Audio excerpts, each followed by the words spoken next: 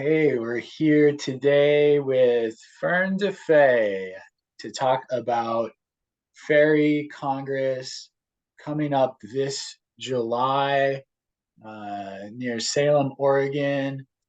And we're excited to hear from one of our presenters for this Fairy Congress, Fern.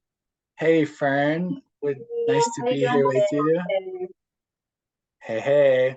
So I'd love to hear a little bit about how you first got involved with Fairy Congress. I know you've been coming for years. Can you tell briefly what was it that drew you into Fairy Congress?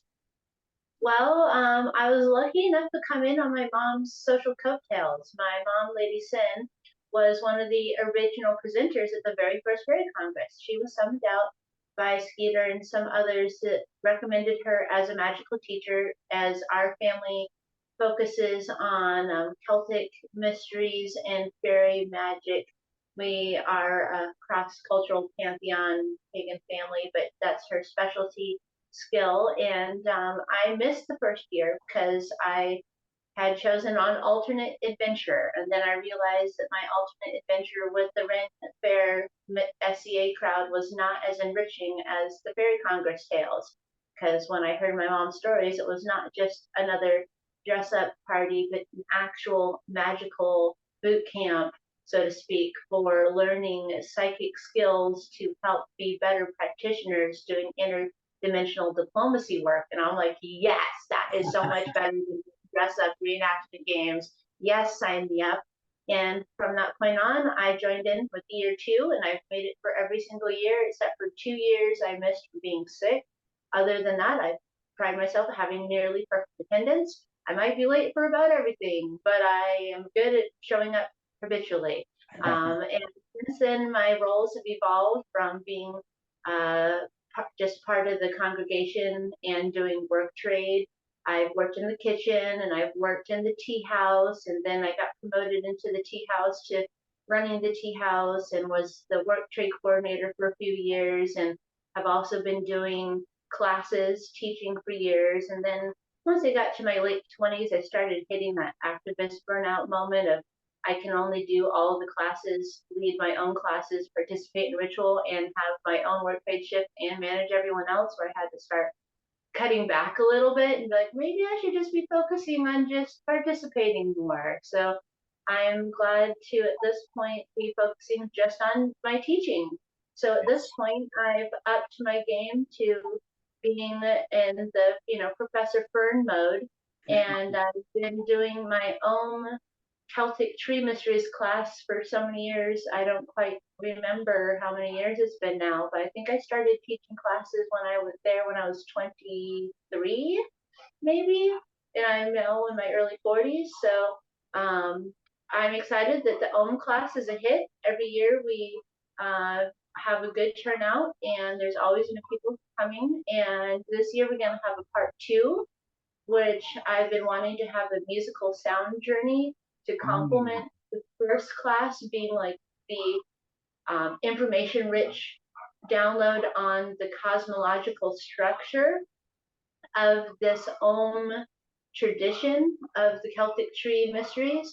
And then in part two, we will be doing a guided meditation journey work within the realms of fairy that coordinate to the map of the keys that the trees unlock the doors to different portals to different dimensions in fairy.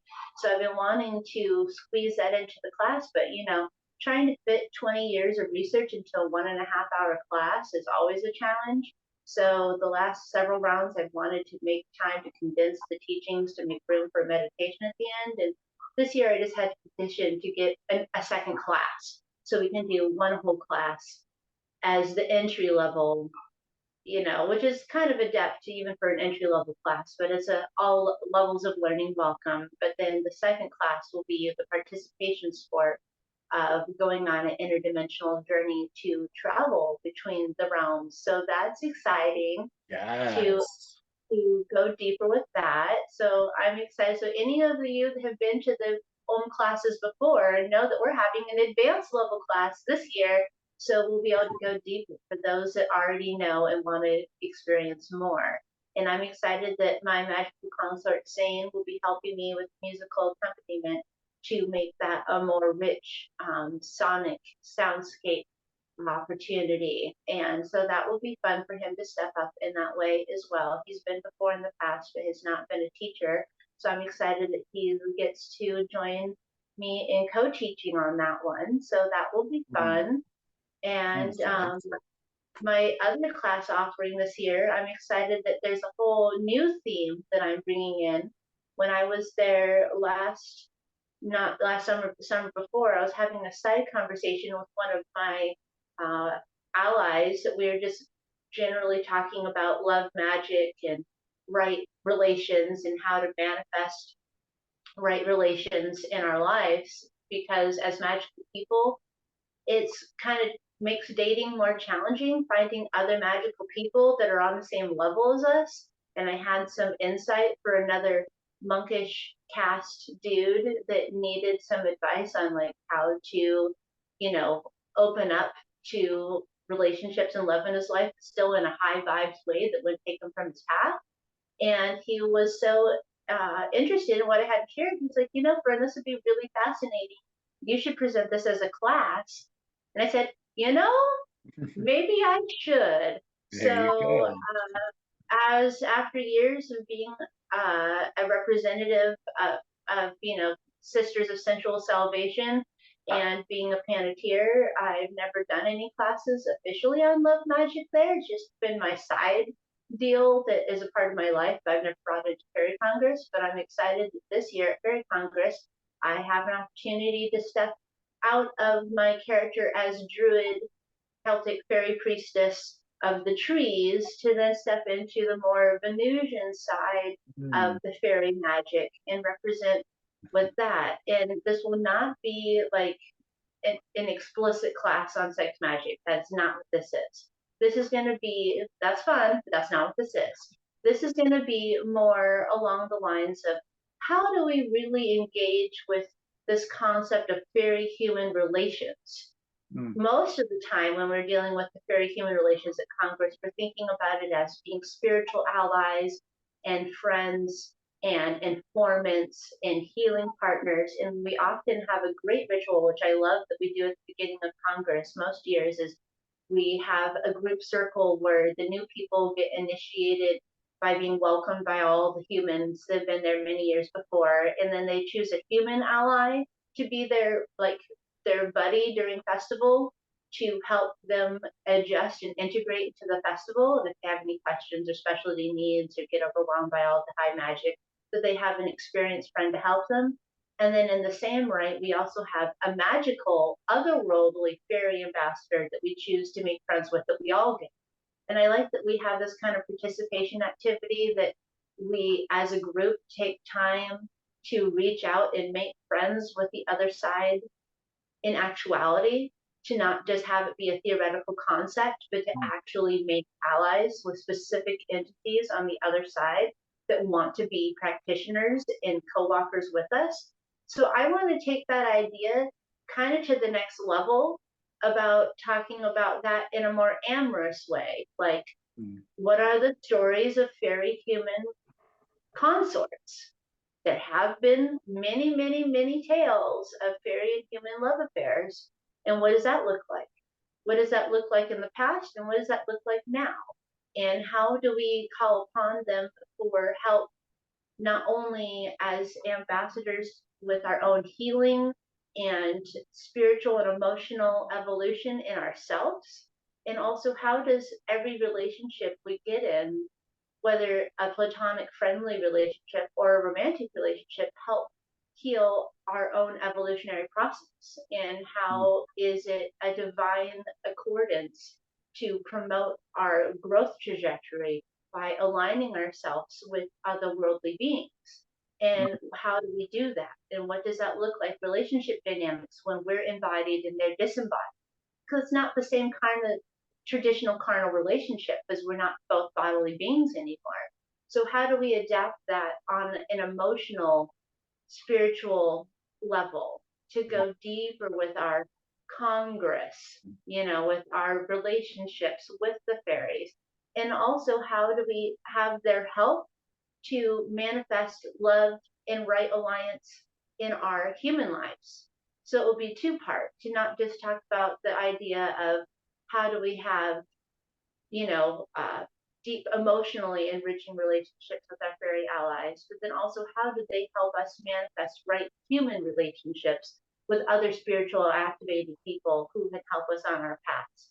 Mm, So I want to do both mirror magic for some glamour and enchantment magic, and to do some personal empowerment rites, mm, and to give people uh, an idea of this is the conceptual framework, what we're talking about, and then also here's how we do something about it, do some hands-on magical crafting to feel more empowered, beautiful, and enchanting. Because the mm, real truth of fairy enchantment magic is how do we enchant ourselves and enchant others? Because an enchantment is a two-way street.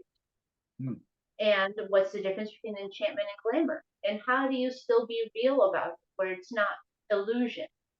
Because glamour and enchantment get a bad reputation with being confused with illusion. It doesn't have to be a false persona if it's real. You're just choosing what you want to project to the world to be seen. So, like all fairy magic, is about what's seen and what's unseen, and learning to see both, what's both visible and mm. not visible, and how do we make our subtle aspects more apparent to the world so we can manifest that which we want to see in the world around us. So I'm excited for that, and there will be, of course, singing and dancing, because I always love to include singing and dancing, and everyone in the fairy village loves singing and dancing too, Yeah, because yeah. it's good to break up lectures with activities so they're not stuffy. If we're going to be sitting there, we got to be at least engaged. So there will be some magic, there'll be singing and dancing, and there will even be a fairy love potion for communion. And so I'm excited about that. So that's what I mean. Of course, I'm excited to go deeper with the tree medicine as well. But I'm excited to also offer a whole new branch of teachings this year. Yes. Oh, so exciting. Wow. What a wellspring of wisdom you are. And it's a lot of anticipation growing around your offerings and the Fairy Congress. Before we wrap up, is there any final words of what is it that keeps you coming back to Congress? What is it that you really love about Fairy Congress that you might leave us with? Sure. Well, one of the things I love the most about Third Congress, like I briefly touched on before, is that it's a gathering of other like-minded people who want to do the work together, who we actually do magical practice for, learning and meditation and ritual and hands-on activities together to get practice at what this means to be a world walker, and how to get skills that enhance the rest of our life outside of Congress, and how do we reintegrate back into society, and knowing that we do have a community of support. And that's the main overarching goal of why I love Congress so much. But beyond that, I also love that we like to sing and dance and feast together, which the fairies are also known for. And that's something that humans are also known for. And it's something that we can share in alliance.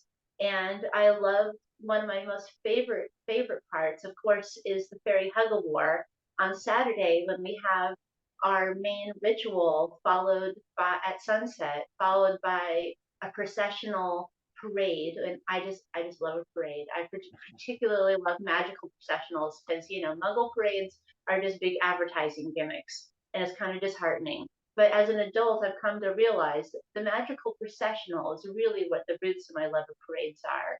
So I love that we have a Hmm. magical processional, which then turns in to a big fairy hug war. And any of you that are new and don't know what this is, imagine a Red Rover game with two lines of people on either side of the meadow in full fairy high drag, ready to charge at each other and run across the battlefield and hug someone on the other side with all of your vigor and Yeah. merit of your work. And it's so healing from all of the years of warring factions amongst human tribes and between the humans and fairies. It's a really good healing to have a game that is a ritual enactment of reliving the Shel Silverstein idea of the idea of what if there was a hug of war in which we're just meeting each other with fierceness of love and fierceness of embracing each other as allies, arm in arm and side by side. And it is just so wonderful and heartwarming. And then we have some big spiral off, and everyone is in post afterglow, and no one knows what to do with themselves afterwards as twilight falls because we're so stoked.